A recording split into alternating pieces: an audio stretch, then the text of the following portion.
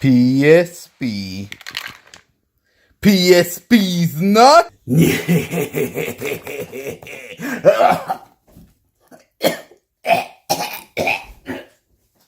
PSP. It's like a nut you can play with outside. Wait, seriously? That's a PSP ad?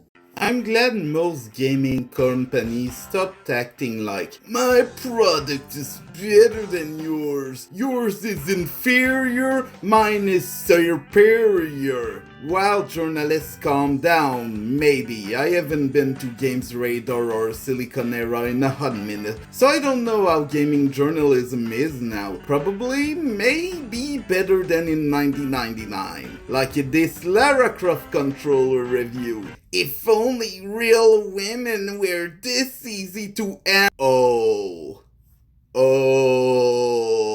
Who do you think you are, Johnny Bravo? If the Nintendo DS felt like a Nintendo 64/PS1/Saturn/PC somehow in portable form, well, PSP felt like a portable PS2. Sometimes Sony advertised the console using squirrels while a bunch of publications. This will totally 100% beat the DS. Just look at these graphics and Family Guy. Heck, these Family Guy episodes got picked by Seth MacFarlane as his favorites, hence why I bought them at $5. Yay! The PSP was quite hyped, while the actual response, in the West at least, is that people were like, it's pretty cool. It did not destroy the DS at all, the console just felt neat. That said, when it came to weeb nerd JRPG lovers, the PSP was a trip. Even if a lot of PSP games got Game Boy Advance, PS1 or DS graphics, a Japanese game is a Japanese game. I hate how the marketing was like, look at the 3D graphics, so advanced, because it prevented me from enjoying its library at first, which, while not as diverse as the DS, gets so many things right. Even my sister's ex, despite acting like an ass, still introduced me to the wonders of this console. So let's go through the games I like, starting with the one game I despise. As much as Ape Escape on the Loose traced better gameplay for better graphics, but where you need to use the arrows instead of a second joystick, it's Ape Escape Academy I despise. Not every minigame stings, it's just that most of them do in my opinion. I enjoyed the Bingo Mac in the single player campaign, I like the voice acting,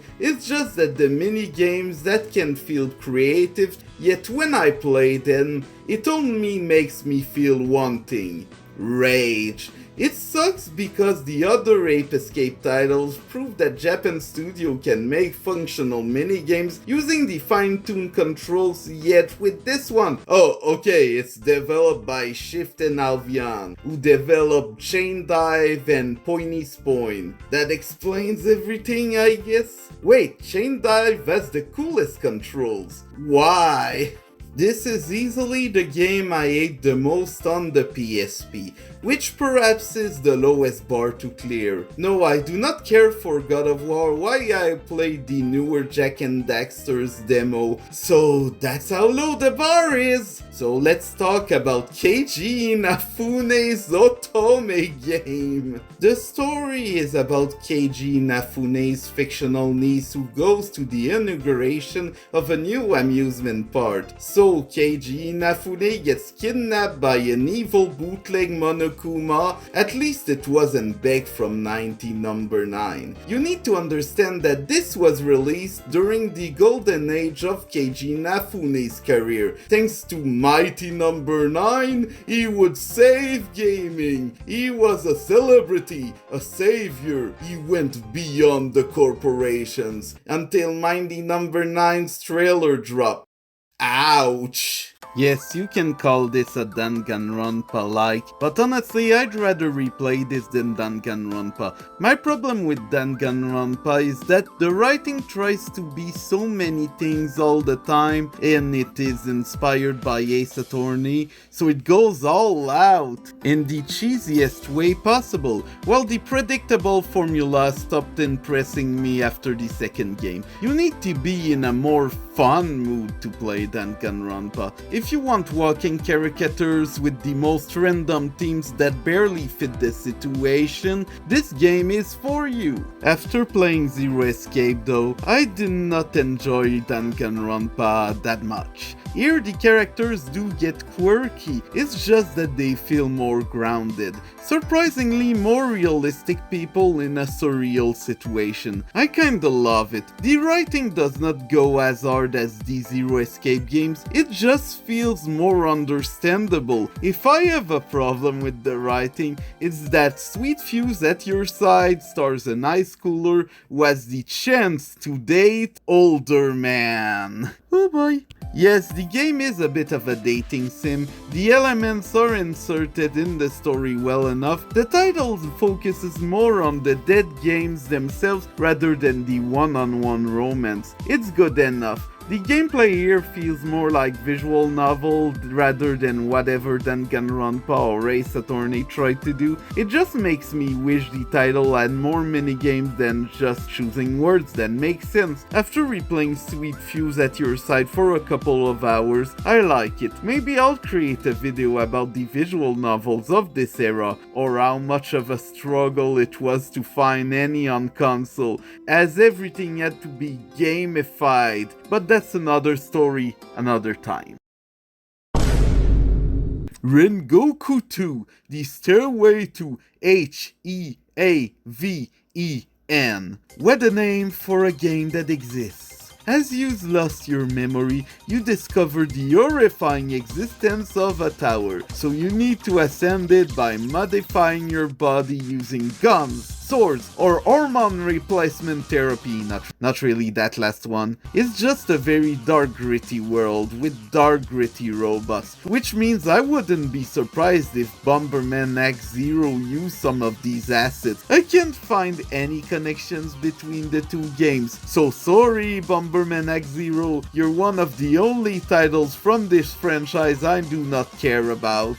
Which is something! Rengoku 2 plays using the strengths of the PSP. The rooms look small yet compact enough to keep the action rolling. The story looks minimal to keep the game from being boring. Actually, I'd be down for more lore, hence why Hudson decided to include actual visual novel segments that are accessible from the start. These add a bunch of lore elements while serving as a prequel to the game itself. The fact that localizers decided to translate all of the text feels baffling. Alright, the game itself. It's a roguelike mystery dungeon third-person shooter that sounds like a modern indie game where you walk through rooms shooting everyone. You get cooldowns, experience points to level up items, etc. to fight the boss and ascend the tower. Rinse and repeat. A couple of gimmicks exist from time to time. Overall, they don't affect the gameplay too much.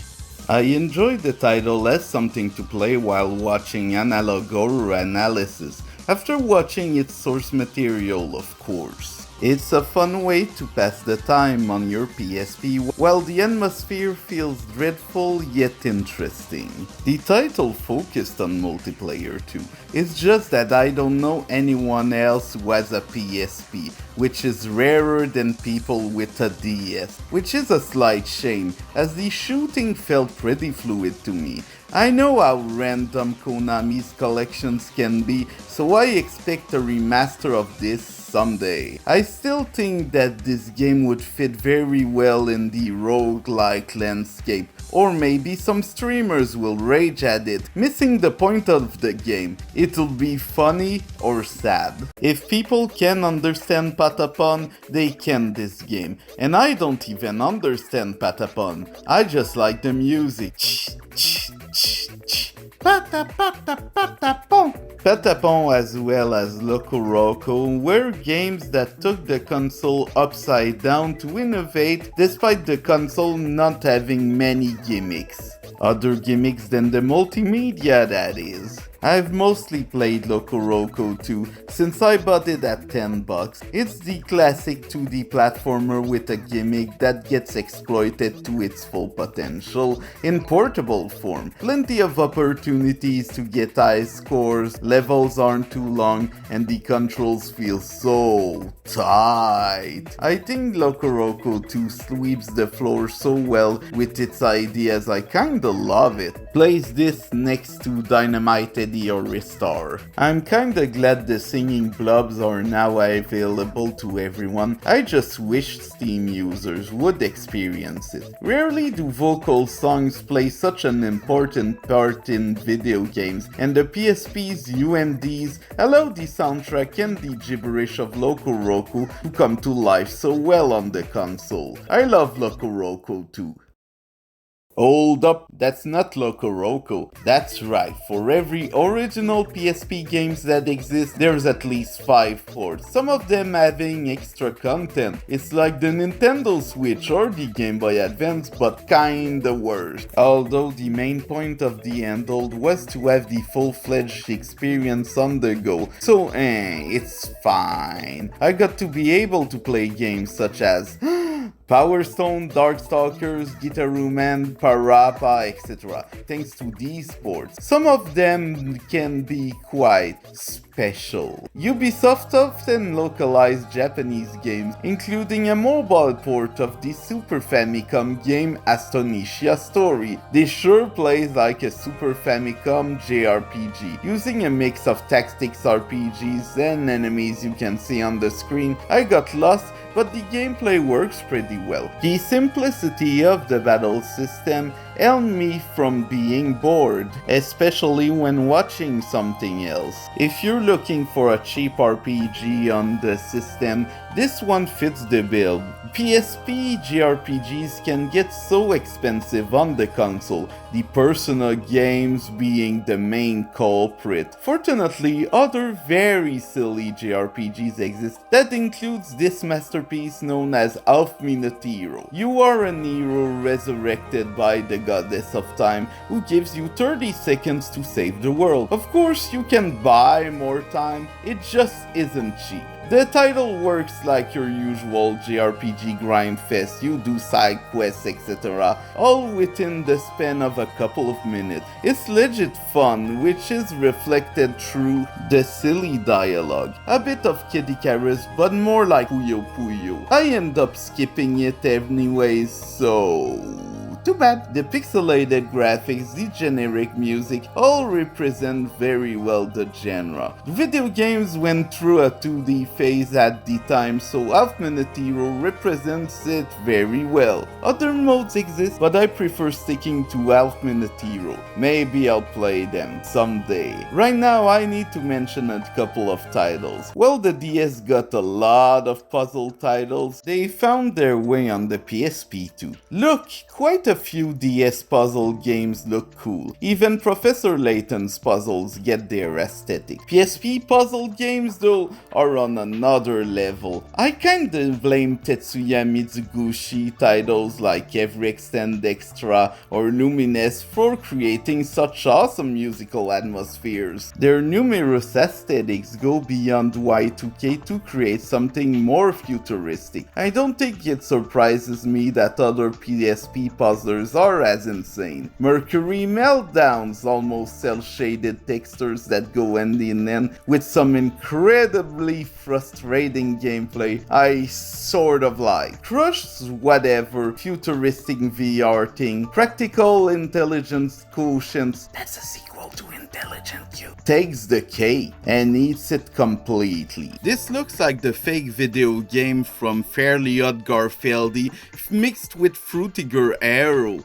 The gameplay reflects that very well by being a series of block-pushing puzzles using sneaking segments. When I'm not raging as much as I can, I enjoy the visuals. It's just that the game feels like a 3D platformer, but with no platforms. I like it. I think PIQ doesn't last long when your brain isn't as rotten as mine. My brain's rotten due to one of the two WarioWare-like games on the PSP, one being Work Time Fun and the other being Hot Pixel. Hot Pixel feels like WarioWare on an even lower budget but with FMV sequences. Some of the titles play similarly. It's just the way the difficulty escalates that keeps the game from boring me. Heck, I got even multiple game overs since some of the instructions weren't clear enough. The title is packed with 130 micro games. Of course, some will feel confusing. That said, the overall creativity impressed me so much I'm astonished not many people know about it. I feel like the way everything is targeted for the true bros who probably play God of War or GTA instead of this on a console not known for its originality probably doomed this game to obscurity. You also had to go out of your way to hotpixel.com to download 70 more games. Unfortunately, the site only exists on the Wayback Machine, so I can't download anything. I know it was made to promote the site, but I hate this as much as the lag on one of the car boss battles. I enjoyed .pixel a lot. I even discovered the actor, maybe Jonathan Choquel, the creative director of the game. He's still active, he just uses AI now. Yeah, it took 17 years for him to recover his YouTube channel, for reasons. It's a shame, since the game clearly comes from the hip-hop punkish culture, which is weird due to Atari's involvement, but they worked on retro Atari classics on DS, so it makes sense. Sort of. A couple of other PSP games and I'm done. I played this Gaia Infinite, yet I don't remember anything other than the premise, and the funny Mega Man powered up was so good. Nayuta deserves its own video. It's like Super Mario 3D Land if it was an action RPG with a great story. I never have beaten it, but I'll buy it someday. So what we need to end the video is something so stinky, so stupid, it represents the PSP as a whole. Yes, it's a localized title that only got released on PS4, so unfortunately I won't be able to experience the disgustingly long loading times the PSP has to offer. Like in Sweet Fuse by your side, when you're casually reading and the assets take a lot of time to charge. What I will experience though is a post-Persona 3 JRPG. Due to Persona 3 and 4's success, quite a few people added downtime moments where you can talk or date. Oh whoa. So, Final Fantasy types oh whoa gets to be a story about war using blood. However, school time, you talk to people, hang out with them, thanks to that you get items. Yay, you can also attend class to learn spell. Fortunately, you get to play as one of the 14 playable characters, each with their own fighting style and weapons. That's a lot. The game also recommends me to grind them all. I seriously doubt I should do that, but I'll try on easy mode. Plenty of mission-based action RPGs existed on the system, thanks to Monster Hunter's success in Japan. This is one of them. I enjoyed the gameplay, that's it. It's too bad random RTS elements got added. You protect bases, you conquer stuff, the controls get clunkier. I got used to it. I played through 2 chapters so far, so the story about the 14 characters did not take off yet. I'll see about that later, but what counts is that Square Enix took full advantage of the PSP in a cool way. Now, before a loading time happens again, thank you for watching, please like and subscribe, and bye!